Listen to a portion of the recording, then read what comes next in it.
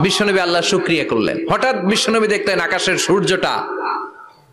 সূর্যের আলো ক্ষীণ হতে শুরু করেছে, কমতে শুরু করেছে। তিনি খেয়াল করে দেখলেন এর কারণ সাইয়েদনা জিব্রাইল বিশাল ফেরেশতাদের বহন নিয়ে পৃথিবীতে নেমে আসছেন। পড়েন সুবহানাল্লাহ।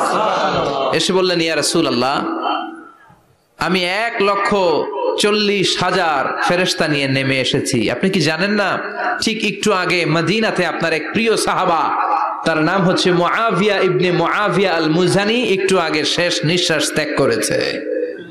বিশ্বনবী বললেন, ইন্না লিল্লাহি ওয়া ইন্না ইলাইহি রাজিউন। সাইয়েদনা জিব্রাইল বললেন, ও নবী, আপনি কি আপনার প্রাণের সাহাবীর জন্য গায়েবানা জানাজা পড়বেন না? বিশ্বনবী বললেন, অবশ্যই পড়বো। গায়েবানা জানাজা চিনেন তো?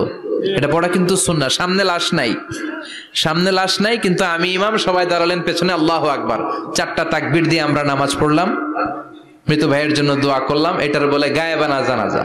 সুবহানাল্লাহ পড়েন। বিশ্বনবী বললেন, অবশ্যই পড়ব। সাহাবীদের মধ্যে ঘোষণা দিলেন, ও সাহাবারা, তোমাদের ভাই মুআবিয়া ইবনে মুআবিয়া আল মুজানি কিছুক্ষণ আগে মদিনাতে ইন্তেকাল করেছে। তোমাদের ভাইদের জন্য সবাই বাইরে বের হয়ে আসো, এই মুহূর্তে আমরা গায়েবানা জানাজা পড়ব। বিশ্বনবী প্রথম কাতারে দাঁড়ালেন, হাজার হাজার সাহাবারা লাইন ধরে দাঁড়ালো। সাইয়েদনা জিব্রাইল 1,40,000 ফেরেশতা নিয়ে সাহাবাদের পেছনে 2টা লাইনে দাঁড়িয়ে গেলেন। প্রথম লাইনে 70,000, দ্বিতীয় লাইনে আরো 70,000, 1,40,000 ফেরেশতাদের বহর। আর সাহাবারা মিলে আল্লাহু আকবার বলে গায়েবানা জানাজা শুরু করলেন। নামাজ শেষ। বিশ্বনবী তো অবাক, ঘটনা কি? কোন সাহাবীর গায়েবানা জানাজায় তো ফেরেশতা নামে না আকাশের উপর থেকে।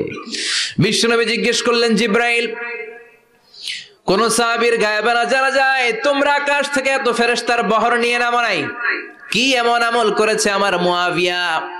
কি এমন ভালো গুণ ছিল, ভালো আমল ছিল, যার কারণে আরশের উপরে তার এত সম্মান, যার কারণে 1,40,000 ফেরেশতার বহর নিয়ে তোমরা দুনিয়াতে নেমে এসেছো? সাইয়েদনা জিব্রাইল বললেন, নবী, তেমন কোনো বড় আমল নয়, ছোট্ট একটা আমল, কিন্তু আমলটারে ভালোবেসেছে কে? আপনার এই প্রিয় সাহাবী হাঁটতে বসতে চলতে ফিরিতে সব সময় পড়তো, কুল হুয়াল্লাহু আহাদ আল্লাহুস সামাদ লাম ইয়ালিদ ওয়া লাম ইউলাদ ওয়া লাম ইয়াকুল লাহু কুফুয়ান আহাদ। পড়েন আল্লাহু আকবার। আল্লাহু আকবার। এজন্য বেশি বেশি সূরাতুল ইখলাস তেলাওয়াত করতে রাজি আছেন তো? ইনশাআল্লাহ।